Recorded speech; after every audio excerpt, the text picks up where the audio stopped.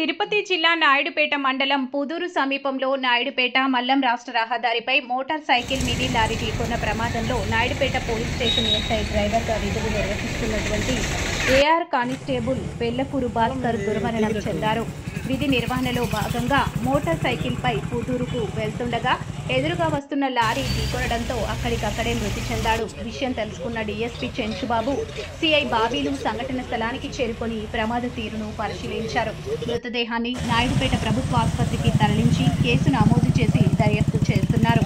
మృతుడు భాస్కర్ కు భార్య, 2 కుమార్తెలు ఉన్నారు. మృతదేహం వద్దకు చేరుకొని కన్నీరు మున్నీరుగా వినిపిస్తున్నారు. అందరితో కలవిడిగా ఉండే భాస్కర్ అకాల మృతిని పోలీసు వర్గాలు జీర్ణించుకోలేకున్నాయి.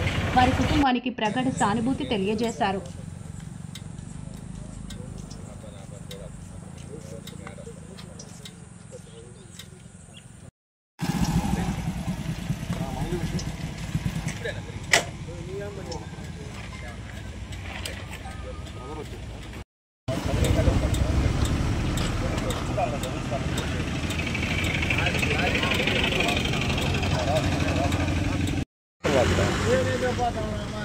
ఆపోజిట్లో లారీ పోతుంటే చెప్పదు ఇది ఇంచర్ బండి